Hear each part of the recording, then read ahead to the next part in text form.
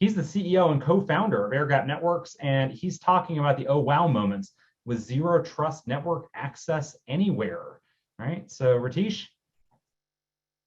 Thank you so much, Jake. Really appreciate it. And folks, my name is Ritesh. I'm the CEO, founder of Air Gap. Like Jake mentioned, I'm super excited about the presentation today. Just by way of introduction, I used to run Juniper Network security business, focusing on data center and essentially telcos. Much of my learning comes from my prior experiences at various organizations. Today, we're going to talk about fundamental shift in technology that could help you secure your enterprise better.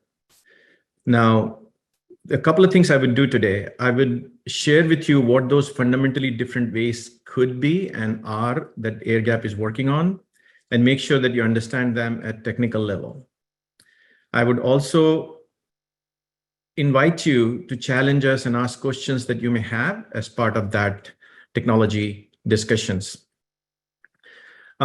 I think one of the things that will happen in this presentation is you will learn that this is a totally new way of solving the problem, because let's face it, if we continue to do what we've been doing for the last 20 years, we're going to continue to see the results that we've been seeing for the last 20 years.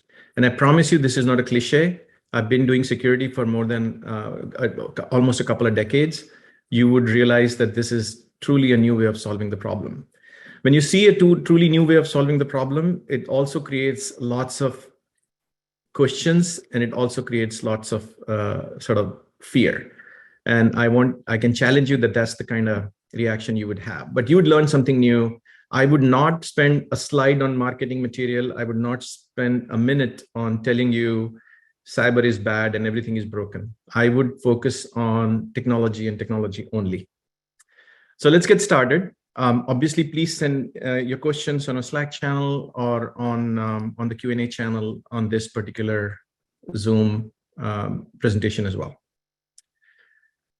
So I truly believe that ransomware can be stopped. And the reason for that is majority of the ransomware follow a very set pattern. I also believe that detection is for the most part futile unless you have a way to automatically stop the propagation. Because if you don't have to detect ransomware, it's one of those unique attacks that would reveal itself. You just wait 45 minutes and you see a screen pop up saying you got to pay me. So all the technology that you've seen that is focused on some of those approaches will have to be rethought. I also think that we need to look at fundamental issues and understand how the ransomware essentially happens inside the organization. And once we understand it at the basic foundation level, we can possibly create a solution. And this session is all about discussing what are those possibilities and whether the approach that we are recommending is the right approach or not. Now, this text is very small, so I can understand that you may not be able to read all the details, but let's just at a high level understand that the way ransomware propagates is obviously the first device gets infected, and there are many methods to do it. Could be phishing, it could be all kinds of other tools that the attackers could leverage to get one of your devices infected. Then there would be some sort of network discovery to understand by the attacker if there are other vulnerable devices present in your network, understand your network topology, so the attacker can potentially infect other machines. Then there is obviously executables that are downloaded and pushed across. There is a potential breach of your Active Directory or domain controller. And then there is mass infiltration or data exfiltration, etc. Now, most of the time, and again, this is, if you can prevent 80–90% of the ransomware attacks with just a little work, I think that would be the best approach going forward for you. And then you spend the remaining time focusing on the rest of the 10% or 5% ransomware that could be targeted for you. But I think getting 80–90% protection is perhaps not that difficult. And we'll talk about some of those techniques as well. Now, most of the time, ransomware has a notion of, or some involvement of remote access, whether it's RDP as a protocol, whether it's VPN, whether it's remote access using VNCs or AnyDesk or other protocols, etc. There is also some sort of remote service execution, download, and then of course, master exfiltration. As we discussed, what we need is the ability to stop the discovery and stop the lateral movement of threat. I believe fundamentally, when we built the network in 1984 with VLANs and subnets, we didn't know cybersecurity would be such a big problem. We created VLANs and subnets, excuse me, to reduce the broadcast domain, which was the problem of the day in 1984. Somewhere along the lane, we decided that VLANs or subnets are the best way to segment the network. And we are living in the same world that existed in 1980s, even today, when everything about our network and devices have changed fundamentally. We continue to pretend that nothing has changed and continue to deploy the same set of networking gear and add layers and layers and layers of security to patch it.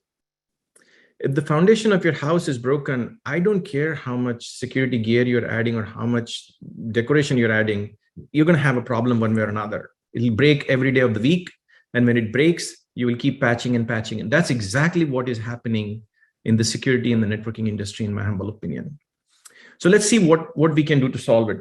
As I promised, I won't spend too much time on mumbo jumbo, and I would dive deeper into the technology right off the bat.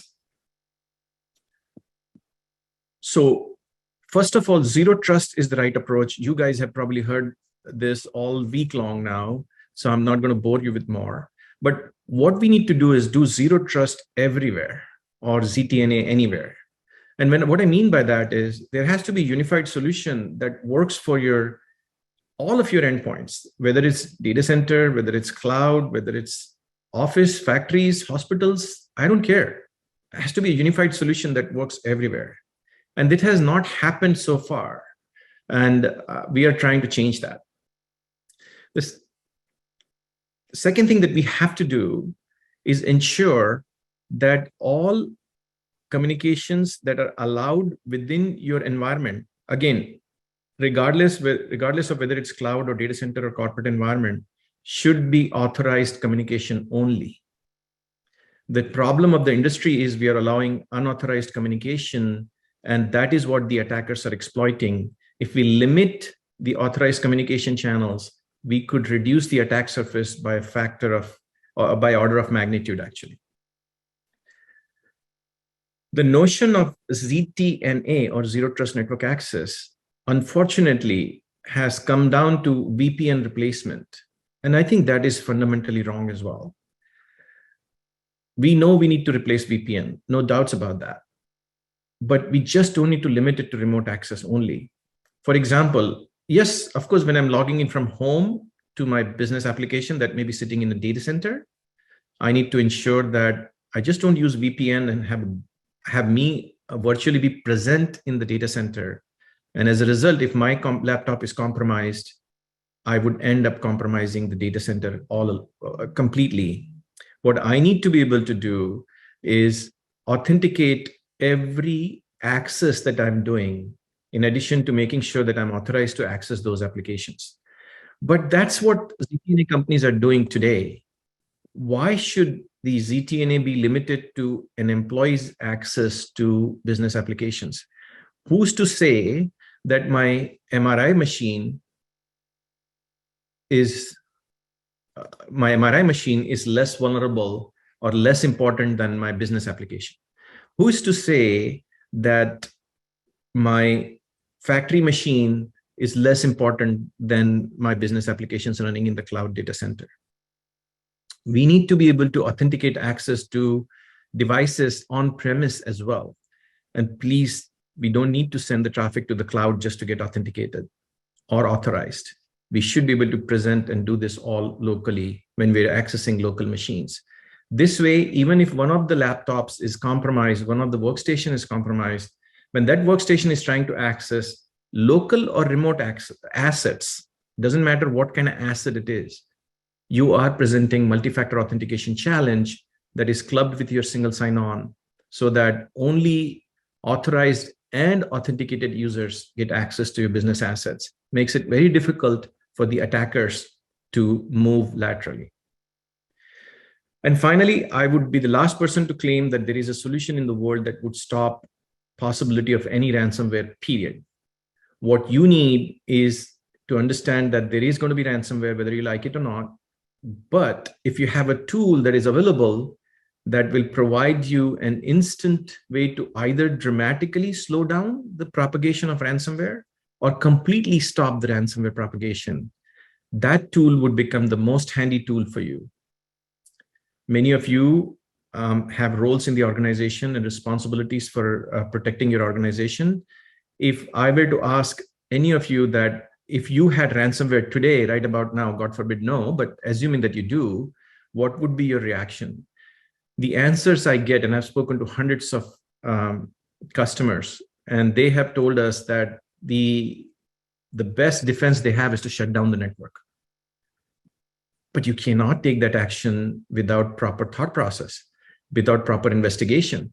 And it takes time to investigate if it's a zero false positive, or if it's actually a false negative, or if it's what kind of threat you detected. And during that time, the ransomware continues to propagate. And by the time you realize, it's too late. You need a surgical way to slow down or stop the ransomware so that without impacting the business productivity, so that you can take that action without the fear. And then there is a lot of tools that are available to detect the ransomware, but I think they're trying to boil the ocean. That's my humble opinion. They're trying to find out every last bit of anomaly that may exist in your network. And that there are lots of pros to that, but there are lots of cons to that approach as well. And the disadvantages of those approach are false positives, meaning you have to have an army of people that will look at every possible alert, and that army of people will have to investigate and then address those. And as far as I know, nobody has army of resources available to do any of these things. What if we flip the thought process and say, why don't we identify threats that are very likely and very directly correlated with ransomware? For example, if you see on an average at a baseline level, X amount of encryption inside your environment, and all of a sudden you're seeing X plus Y, which is dramatically more than X. Well, clearly this is a sign. Could there be false positive? Possibly, but likely no. Ransomware is associated with higher degree of encryption inside your network. And if you limit to that only, then you have less false positives. You can identify something, and using ransomware kill switch, potentially isolate something. What if you're baselining access to your Active Directory or domain controller, and suddenly you're seeing access to domain controller from resources that you've never seen before? Maybe that's an alert. What I'm trying to get to is, instead of trying to identify every anomaly, why don't we limit to specific anomalies that are directly correlated with ransomware and address those? That way you can reduce the false positives, you can reduce the army of people that you need that you don't have in order to address every anomaly that may exist in the network. Again, try to prevent 90% of the attack, you are 90% better off. And that, I think, in my opinion, is the principle of zero trust. Don't boil the ocean, start one step at a time, prevent as much as you can. So those are the three things that we believe are necessary for any ZTNA platform, a ZTNA Anywhere platform especially, where you would be able to reduce and avoid any of the unauthorized communication inside your environment. You will be able to authenticate every authorized communication inside the environment, and you are able to take action instantaneously without the fear of business shutdown for every time you receive the false alert. If you do these three things, you would be far more safer than you are today. And if you could do this in an hour, that would be sweet. Now, let me get into the technology piece of it and provide you more details into how we implement this, because this is all high level, what is needed. But let's talk about how. And I want to make sure that you walk away knowing the details of the technology, how it is implemented, so that you can yourself understand that this is going to work. Every other tool that you've heard about probably tells you to trust them. Trust me, I have a tool, it'll work. it'll solve your this problem, it'll solve you that problem, it'll solve your cloud problem, it'll solve your data center problem, et cetera, et cetera. And trust me, we have a better solution because we've been doing it for long, or we have this many people, or we have this many customers, and so on and so forth. I think a solution that explains you how it works and then lets you decide whether this is going to work for you or not is probably a better way to go forwards. And that's my approach, at least. So let's get